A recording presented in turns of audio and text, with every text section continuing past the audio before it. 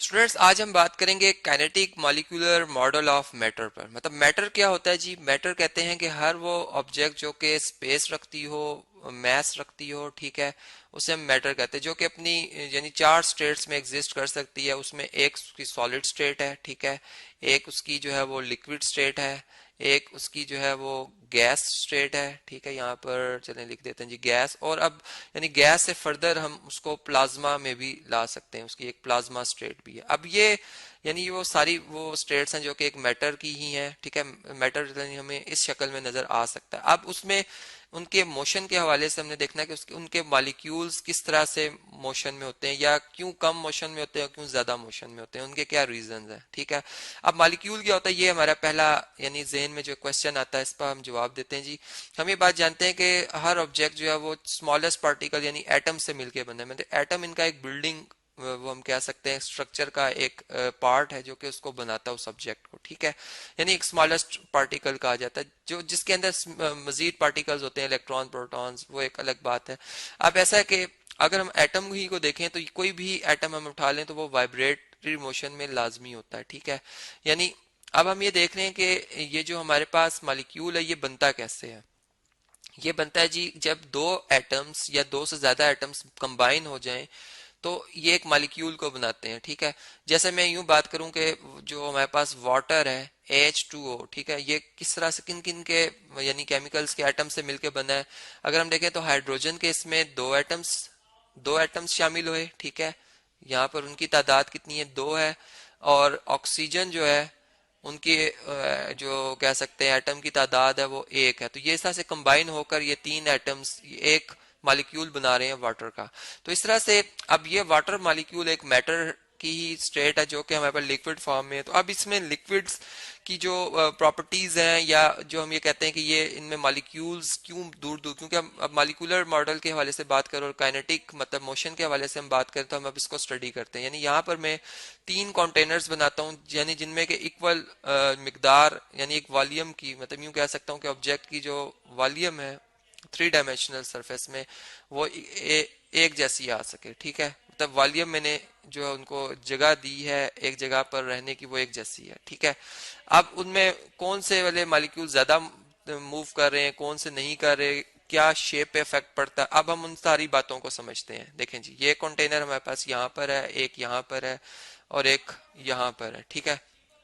अब इस तरह से है कि एक में जो मैटर है उसकी गैसियस स्टेट में जो उसकी शेप बनती है, मतलब गैस फॉर्म में वो मैटर मौजूद है। यहाँ पर मैं कहता हूँ वो लिक्विड फॉर्म में मौजूद है, और जो लास्ट वाला है इसमें मैं कहता हूँ कि ये सॉलिड फॉर्म में मौजूद है, ठीक है जी।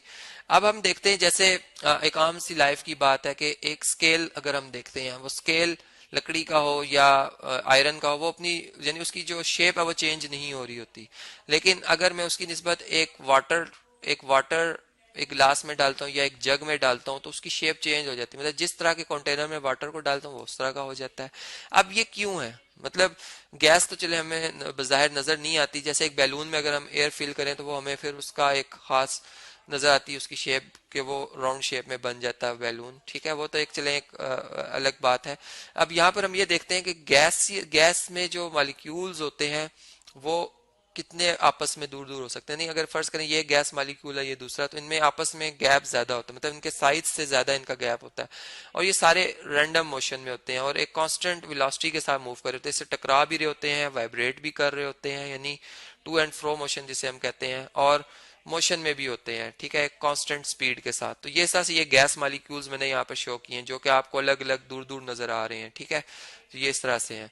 अब उनकी निस्बत जब मैं जो है वो लिक्विड मॉलिक्यूल्स की बात करता हूं तो वो आपस में क्लोज्ड होते हैं, मतलब उनके अंदर एक फोर्स ऑफ अट्रैक्शन जो कि इस केस में अगर आप देखें तो इस केस में वो बहुत वीक है, इसी वजह से फ्रीली मूव कर रहे हैं, ऑल डायरेक्शन में कहीं भी मूव कर सकते हैं, रैंडम मोशन है।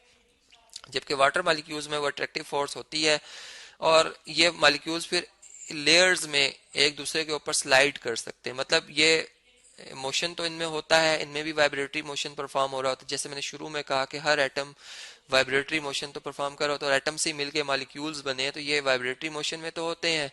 लेकिन ये वाइब्रेटरी मोशन होने के साथ साथ ये स्लाइड मोशन में भी होते हैं, यानी वन प्लेस से अनदर प्लेस तक मूव कर सकते हैं। इसीलिए पानी बहकर एक जगह से, एक हिल एरिया से एक मैदानी इलाके में आ जाता है, जिसे हम जो है वो इस तरह से, मतलब इसमें मॉलिक्यूल्स एक दूसरे से करीब करीब होते हैं इस तरह से, ठीक है जी। यहाँ पर इस तरह से, इस तरह से, इस तरह से, जो कि अगर हम अब इनका कंपैरिजन सॉलिड्स के साथ करें, चले मैं यहाँ पर अब कुछ सॉलिड्स बना देता हूँ, ठीक है।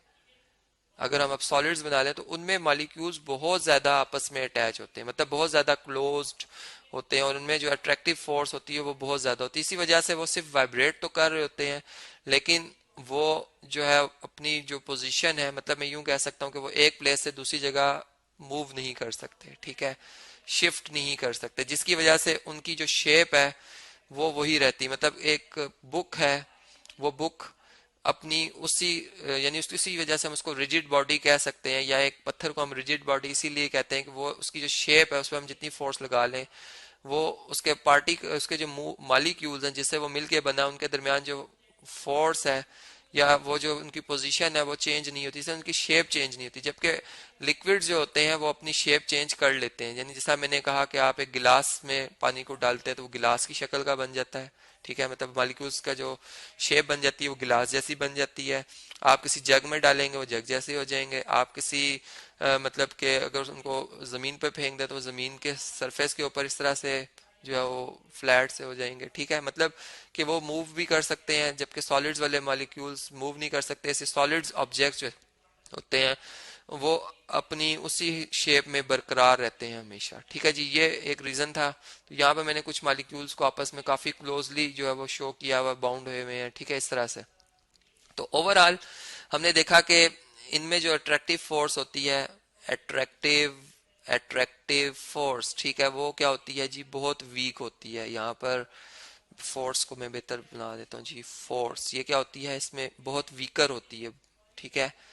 जबकि इसमें उनके मुकाबले में, मतलब सॉलिड के मुकाबले में अगर लिक्विड में देखें तो वीक होती है, ठीक है, जबकि सॉलिड में देखें तो बहुत स्ट्रांग होती है, ठीक है। इसी वजह से ये इनकी शेप चेंज नहीं होती। तो ये ओवरऑल अगर हम देख लें तो यहाँ से हमें फिर ये बात पता चलती है कि क्यों गैस के मॉलिक्यूल्स जो होते हैं वो अपनी यानी किसी भी कंटेनर में हमने जो है वो एंटर कर सकते हैं, ठीक है। फिर एक और दूसरी बात कि इनको कंप्रेस किया जा सकता है, मतलब कि मैं एक सिलेंडर लेता हूँ और उसमें गैस को अगर मैं उसके लिमिट के अंदर, उसकी एक इलास्टिसिटी की एक लिमिट होती है, मतलब वो कंटेनर फटे ना, तो मैं उसमें काफ़ी गैस स्टोर कर सकता हूँ, ठीक है।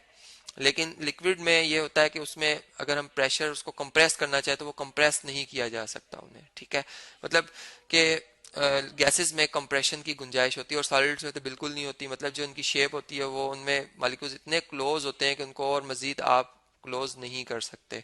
तो इस तरह से हमने देखा कि जो kinetic molecular model of matter है वो हमें इन मैटर्स की जो ये थ्री स्टेट्स थी इनके ऊपर मैंने आपसे डिस्कस किया है प्रॉपर्टी के हवाले से मॉलिक्यूल्स की। अब प्लाज्मा जो स्टेट है जो कि गैस के बाद बनती है, ठीक है, मतलब कि गैस को बहुत ज्यादा जब हम यानी हीट अप करते हैं, एक एनर्जी प्रोवाइड करते हैं कि वो एनर्जी जो होती है वो गैस मॉलिक्यूल्स में से जो जो उसमें एटम मौजूद होते हैं उनके इलेक्ट्रॉन्स को निकाल देती है, वहां पर पॉजिटिव जो आयंस हैं वो बना देती है, और जिनकी वजह से करंट भी फ्लो कर सकता है। मतलब उस स्टेट को हम कहते हैं कि ये प्लाज्मा स्टेट है। मतलब गैस के बाद जो स्टेट आती है बहुत ज्यादा हीट करने से, जो कि हमें सन वगैरह में नजर आती है, सूरज वगैरह में जो स्टेट है वो प्लाज्मा स्टेट है, जिसको कि मैं आपसे थॉरली उस पर अभी डिस्कस करूंगा नेक्स्ट लेक्चर में कि हम उसके ऊपर kinetic molecular model of matter कैसे अप्लाई कर सकते हैं।